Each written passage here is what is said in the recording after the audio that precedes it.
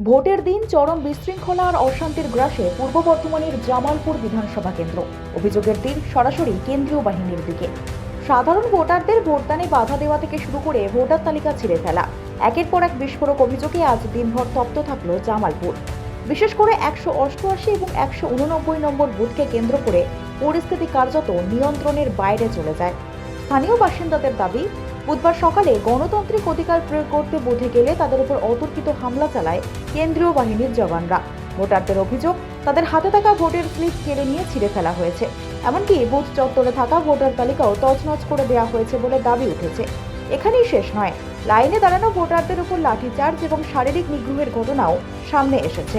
পরিস্থিতি এমন পর্যায়ে পৌঁছায় যে প্রাণভয়ে অনেক ভোটারই ভোট না দিয়ে বাড়ি ফিরে যেতে বাধ্য হন। ঘটনাকে কেন্দ্র করে গোটা এলাকায় ক্ষোভের আগুন জ্বলছে। প্রশাসনের ভূমিকা নিয়ে বড়সড় প্রশ্ন তুলেছেন স্থানীয় বাসিন্দারা। তাদের স্পষ্ট প্রশ্ন, যেখানে নিরাপত্তার খাতিরে বাহিনী মোতায়েন করা হয়েছে, সেখানে কেন সাধারণ মানুষকে এমন হয়রানি ও নিগ্রহের শিকার হতে হচ্ছে? এই ঘটনাকে কেন্দ্র করে রাজনৈতিক মহলেও তীব্র প্রতিক্রিয়া দেখা দিয়েছে। ভোটের দিন জামালপুরের এই অশান্ত ছবি যেমন সাধারণ মানুষকে আতঙ্কিত করেছে, তেমনি গণতান্ত্রিক প্রক্রিয়ার উপর তুলে দিয়েছে এক বড়সড় প্রশ্ন চিহ্ন। বয়স্ক ওরা বসেছিল, আমরা কিছুই করেছিল, ওটা পায়ে লাগা ছিল, ওনাকে মেরেছে। তাও এখানে সব ওরালে দিয়েছে একবারে। দেখুন না পায়ে কি অবস্থা। তোমার ছেলে যে কাগজটা আছে, দেখছি কি করে কি করা যায়, যদি যে ছবিটা তোলা থাকে। হ্যাঁ, সরকারি ভোট হচ্ছে, আপনি কেন এখানে বসেছেন, চলে যান। দ্বিতীয়বার যদি এসে দেখি তাহলে আরো মার ধরে ব্যাগ থেকে বার করে নিয়ে আমার স্যার আমার ছেলের ভোট হয়নি, আমার দুটো বাকি আছে, সব বলে নেই দেখা। আবার আমি তো আমার এখানটা খিলেন ছেড়ে গেছে দিয়ে আমাকে এখানটা বেশি মারলেন, আবার একজন এসে এখানটা চড়িয়ে দিল। আচ্ছা, দিয়ে স্লিপগুলো ছেড়ে দিল, স্লিপগুলো দিয়ে ছেড়ে দিল। আপনি ভোট দিয়েছেন? আপনি ভোট দিয়েছেন? এখনো দেননি? আমি দিয়ে আছে, আমার ছেলের অরূপ কুমার রানার ভোট হয়নি, আমার তখন দেওয়া হয় না। ওর স্লিপটা আপনার কাছে ছিল? হ্যাঁ। আপনারা ভোট কেন্দ্র থেকে কত মিটার দূরে আছেন? 400 উপর আছি। আপনি কি দিতে যাচ্ছিলেন নাকি? না, আমার ওই যে ক্যাম্প আরে এইখানে দেখাচ্ছি, মানে এটা তৃণমূলের ক্যাম্প ছিল, এই কারণে ওরা বলছেন এরকম করলো। আমরা যেখানে কারো থাকা যাবে না। মূলের আমরা এখানে 400 মিটার দূরে আমরা বসে আছি, জোনা 3-4 ছিলাম। আর সেই এখান থেকে গাড়ি এসে, পুলিশের গাড়ি এসে আমাদেরকে দুমদাম করে মার চোর, পায়ে গোড়ালি মেরে আমার পাটাকে অকেজো করে দিয়েছে। এটা কি ভোট তো হচ্ছে, ওখানে হচ্ছে, আমরা গেছি ওখানে, এখানে হচ্ছে লিস্টে তাদের কাগজটা আমরা দেখছি, যাদের লিস্টে ঠিক নামটা আছে কি দেখে নিচ্ছি, চেক করছি, এছাড়া কিছু নয়। আমরা বলছি না যে এটা ভোট দাও, এটা ভোট দাও, সিরিয়াল নাম্বারগুলো আমরা নিচ্ছি, সেটা কি ঠিক কি? আমরা কি ঘটনাটা কি ঘটেছে?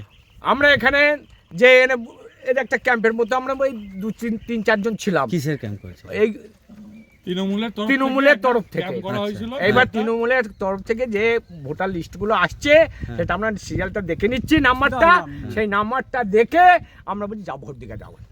এবার যা মন যায়, যাকে খুশি দেখো, আমরা তো তাকে জোর করে বলি এটা মারো, এটা মারো, তা তো সব বলিনি। আর এইখান থেকে পুলিশ 3-4 গাড়ি পুলিশ এসে আমার এই পাটায় এইখানে কি অবস্থা করে দিলে, লাঠি করে এইখানে চোর।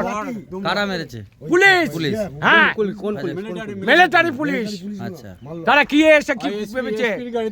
আচ্ছা,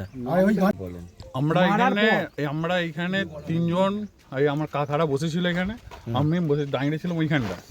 পুলিশের গাড়িটা এখানে দাঁড়ালো, 3-4টে গাড়ি এলো, এসে এখানে দাঁড়ালো, দাঁড়িয়ে সোজা নামলো, যে আমি একটুখানি সাইডে এখানে গেলাম, কাকাদের কাছ থেকে ব্যাগটা নিল, বলছে এখানে কে দাঁড়াতে বলেছিল, এখানে সরকারি জায়গায় সরকারি ভোট হচ্ছে, কিন্তু আমাদের মাত্র 3টে ব্যক্তি ছিল এখানে, তাছাড়া কেউ ছিল না। ওনারা আমাদের দেখানো হচ্ছিল ভোটার স্লিপে কেউ যদি নাম না নিয়ে আসতে, তার সিরিয়াল নাম্বারটা আমরা সব টিক করে দিচ্ছি, তাছাড়া আদার্স কিছু করা হচ্ছিল না। যে কাউকে প্রভাবিত করা হচ্ছে, সেরকম তো ভোট প্রভাবিত করা হচ্ছে না। আর ওনারা না জেনে শুনে এনাকে চড় মারলো, এনার পায়ে মেরেছে, আমার কাকার পায়ে ভেঙে মানে লাথি মেরেছে, এটাও বুঝলি না, এগুলো ছিঁড়ে দিল ব্যাগ থেকে বার করে। এনার ছেলে ভোট হয়নি, এনার ছেলের ভোট হয়নি, তার সত্ত্বেও এনার ছেলের স্লিপটা ছেড়ে দিয়েছে।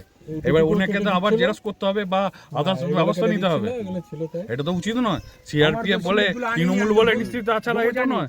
তৃণমূল কংগ্রেস করছি বলি রাগ ওদের, মানে বাঙালির ওপর অবাঙালির অত্যাচার হচ্ছে, তাছাড়া তো কিছুই নয়। আমরা তো বলতে পারবো না যে আমরা 100 মিটারের মধ্যে আছি, আমরা 100 মিটার থেকে 300-400 মিটার ম্যাক্সিমাম। এরকম ভোট কে এখন দেখেছি না, জীবনে কোনোদিন আমরা এরকম ভোট দেখিনি আমাদের এত বড় ইয়েতে। এই প্রথম এরকম অত্যাচার হচ্ছে কেন, কি কি জন্য মনে করছেন?